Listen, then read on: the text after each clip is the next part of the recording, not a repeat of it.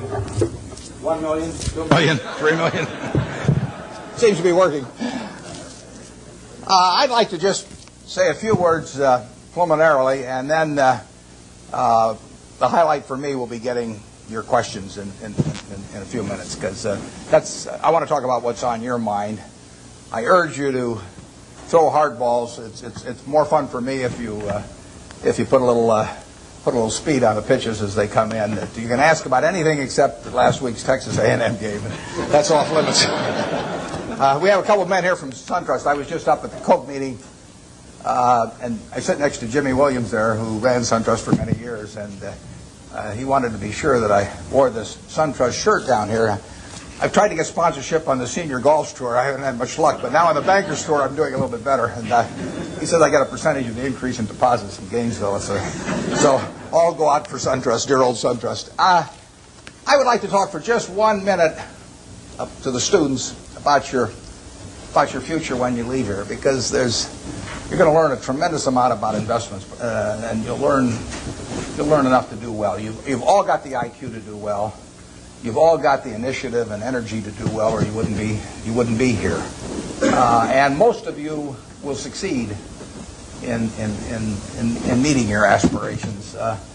But in determining whether you succeed, there's more to it than intellect and energy. And I'd like to talk for just a second about that. In fact, there was a fellow that Pete Kiewit in Omaha used to say that he looked for 3 things in hiring people. Look for integrity, intelligence, and energy. And he said if the person didn't have the first 2, that the latter 2 would kill them.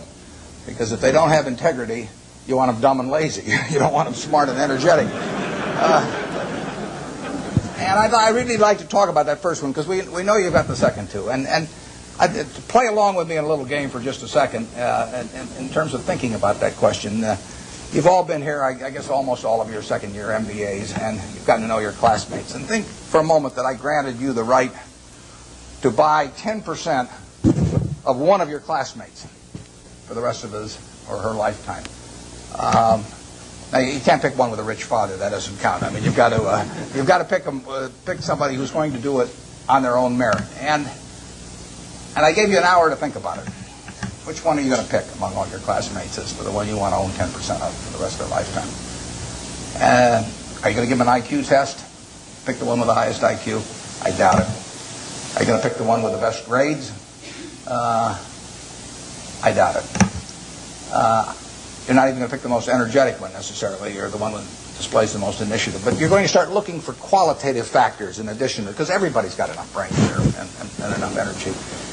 And I would say that if you thought about it for an hour and decided who you're going to place that bet on, you'd probably pick the one who you responded the best to, because the one that was going to have the leadership qualities, the one that was going to be able to get other people to carry out their interests. And that would be the person who was generous and honest and who gave credit to other people even for their own ideas, all kinds of qualities like that. And you could write down those qualities that you admire in this other person, whoever you admire most in the class. And then I would throw in a hooker. I would say as part of owning 10% of this person, you had to agree to go short 10% of somebody else in the class.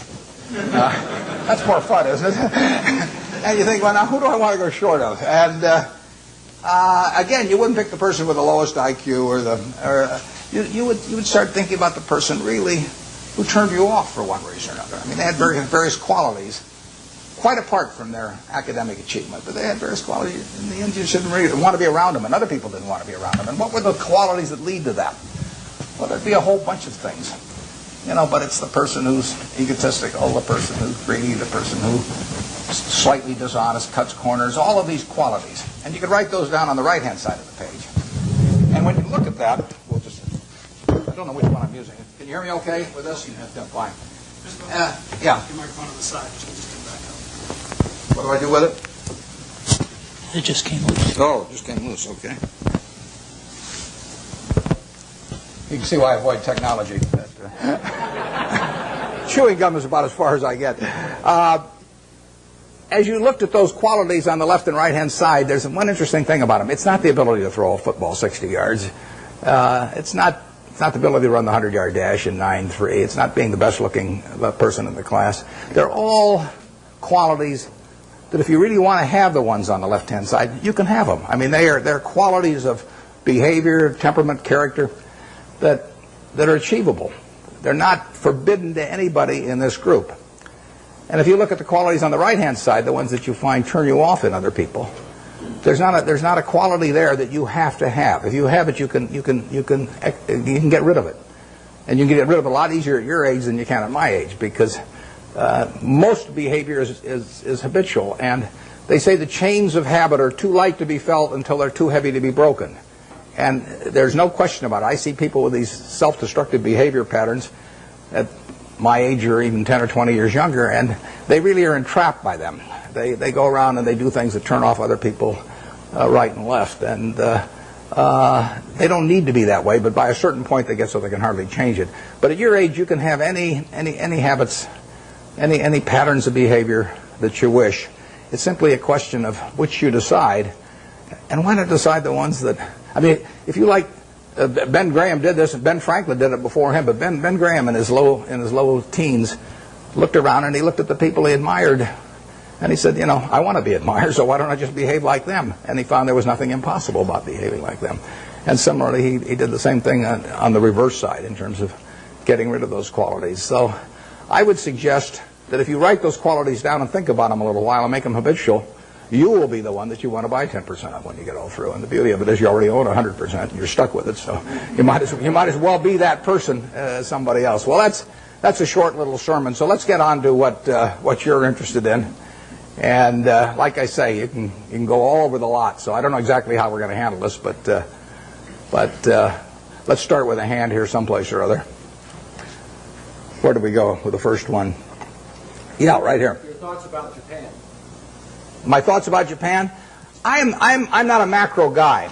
Now, I say to myself, Berkshire Hathaway can borrow money for 10 years at 1% in Japan now. 1%.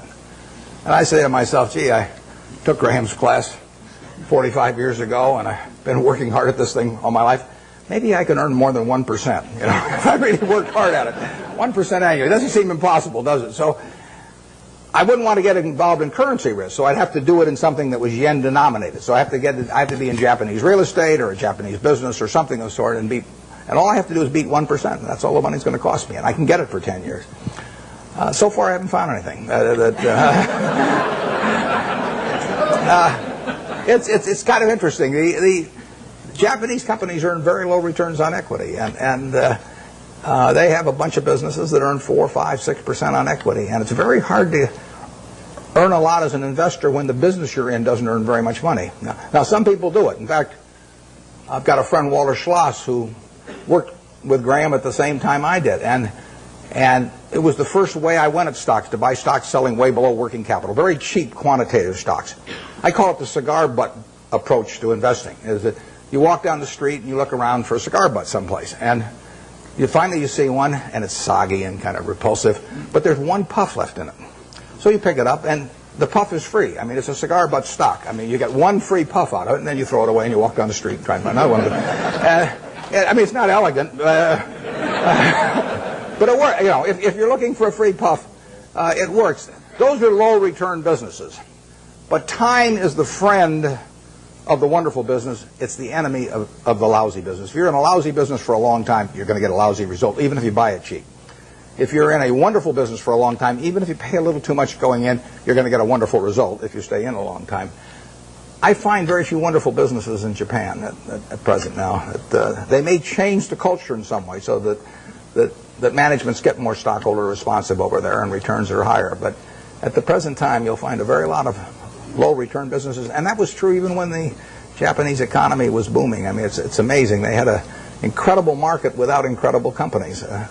They were incredible in terms of doing a lot of business, but they weren't incredible in terms of the return on equity that they achieved. And that finally caught up with them.